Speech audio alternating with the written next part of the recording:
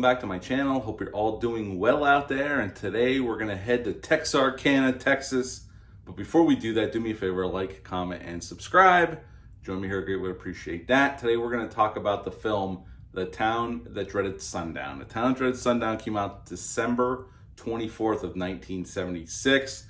It's an hour and 30 minutes long, had a budget of $400,000, and upon release it made $500,000 at the box office. So there was a nice return on investment here. And this film was directed by Charles B. Pierce. Charles B. Pierce made quite a few films in the 70s.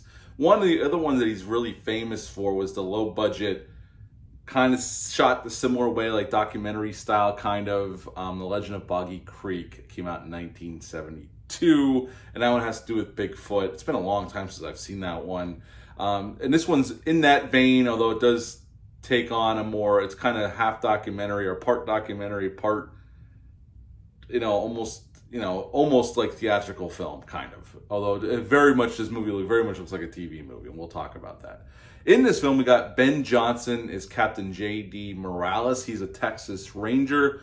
He's famous in Texas for catching other serial killers and other notable criminals. And Ben Johnson's been in a ton of stuff. The Wild Bunch, most famously, he was in Red Dawn in a small role.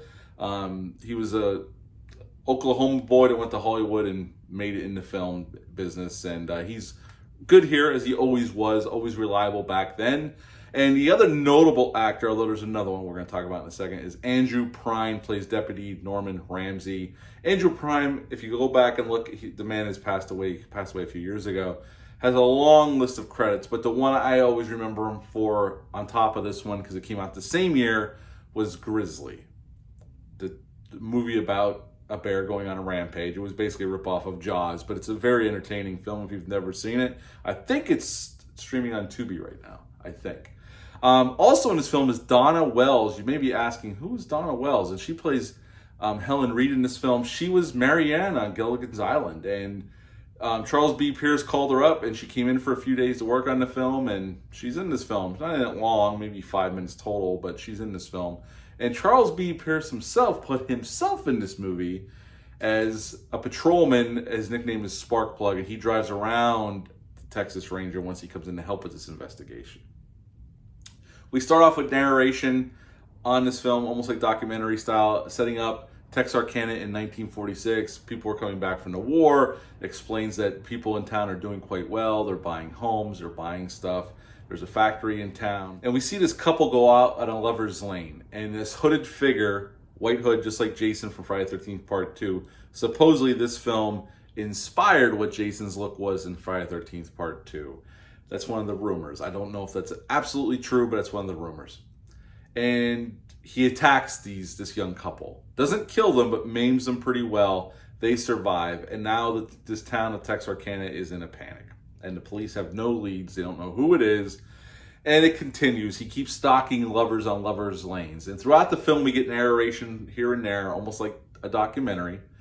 And it's kind of a weird film in that respect. But they bring in Captain J.D. Morales from the Texas Rangers to help out. He brings some of his men in. The way the movie goes, they're very ineffective throughout the film. This killer ends up attacking more folks. And the best kill of the whole film, because this film isn't overly gory, is after this dance, it's late or early in the morning, and this one couple goes off into this park in the middle of town, which is fairly large because you don't see any lights from anywhere. And the girl in the car played the trombone at the dance, and the killer straps her to a tree and attaches a knife to the trombone and plays it, killing her, keeps stabbing her. That's the most creative kill here, and definitely the most interesting kill set piece in this film. I actually like that quite a bit, only because of the novelty of it. I've never seen that before, and it was interesting. It shows a little creativity from the killer. And then to end the film, we have one last chase scene with Morales and Ramsey come upon the killer at this quarry. They chase him. He gets on the other side of this train, and Morales is shooting a shotgun towards him, hits him, he goes down, but he escapes. And then we get one final narration about how the town was fearful, but now the killer is gone and disappeared. But who knows, he may be walking amongst the town people. And we show the shoes of the killer, and that's how the movie ends. And that's The Town That Dreaded Sundown. What to like about this film? Well, it's definitely unusual in terms of it wants to play it like almost like it's part documentary and part theatrical film. The narration doesn't bug me, although the narration's kind of redundant. It tells you things that you clearly see on screen that we don't need the narrator to tell us. So in that respect, it's unneeded a lot of the times. The setup of the film is fine, and towards the end of the film, it's fine. But in the during the film, after the beginning, there's some narration and it's totally unnecessary. You could see everything for yourself. You don't need the narration. So it's kind of redundant here. Ben Johnson and Andrew Prine are really good here, and they're the two most notable. Now, Donna Wells is good here, but she's a very small role. She gets attacked in her house, which is probably the second best attack scene, where the killer shoots her husband through the window using a silencer, kills him. She comes out, finds her husband. The killer blows in the door and shoots her right in the face, and it goes through her cheek. And then he shoots her again, which grazes her head, but she escapes, and she gets found by this older couple, a couple like out in the forest or in her house, and she gets found and taken to the hospital. The killer's look is good here. I like it, just like I like Jason's look in Friday the 13th Part 2, which, if the rumors to be true, was inspired by the look of the killer in this film. I think there's a lot of unnecessary scenes. There's a lot of filler scenes here. You could tell that the script wasn't long enough for a full theatrical film. There's a lot of camera moves that just showed stuff that we don't need to see, and it lingers on scenes that don't need to be that long or not even be in the film at all, really. So you could tell Charles B. Pierce had enough of a script to shoot maybe a short film, but not enough for a theatrical, so he padded it out. And there's definitely a lot of padding here, even though the film's only an hour and 30 minutes. There's a lot of unnecessary stuff in this film. It's a film I remember watching when I was a kid. It used to be on TV from time to time, like on TNT or USA. I remember watching it. I own that special edition Blu-ray from Scream Factory. It's still available on Amazon. I just checked before I hit record. I think it's $14.99 if you're interested in this film. There was also a remake, and the remake's pretty interesting as well. It's actually a pretty decent remake. I'd highly recommend it if you could track it down. I don't know if it's streaming anywhere. This film was actually shot in Texarkana, Texas, and Texarkana, Arkansas. Some of the swamp scenes towards the end was actually footage that Charles B. Pierce reused from The Legend of Boggy Creek instead of shooting it again. And this was based on killings, very loosely based on killings that actually took place in Texarkana, Texas, in 1946. Although they said they made up, almost everything's made up here. And I think they even got sued by some of the people, the relatives of some of the people that were killed in the original killings. Is this film perfect? No. It's shot very TV movie-like. And you could tell for a lot of the scenes, they had one spotlight to light the scene. You could tell.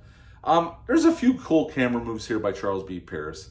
And the acting, again, especially by Ben Johnson and Andrew Prine, they're good here as well.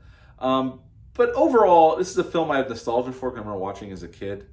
It's not the greatest. The documentary movie style that they're going for doesn't quite work all the time. Like I said, some of the narration is totally unnecessary. You're actually seeing on screen what the narrator is saying. Completely redundant, completely unnecessary. And there's a lot of filler here. So, when I was a kid, I didn't notice it, but now as an adult, you could tell they just shot scenes just to pad the runtime here to give it a theatrical length that are totally unnecessary. The remake is quite different than this film. I wouldn't mind a straight remake of this, maybe to beef it up and, really go for it here. You could tell they were limited by the budget here. There's not a lot of gore. There's some blood. You see, when Donna Wells is shot, you can see the bullet wound, but it's not overly gory by any stretch of the imagination, especially for a 70s style exploitation film. But at the end of the day, this is a perfectly fine movie. I would give it a 7 out of 10. A solid 7 out of 10 for the talent dreaded Sundown. Have you ever seen this one? Leave a comment down below. Let me know. Hit the thumbs up. Hit the subscribe button. Share this video. I would appreciate that. I'll be back soon with some more reviews. But until next time, bye.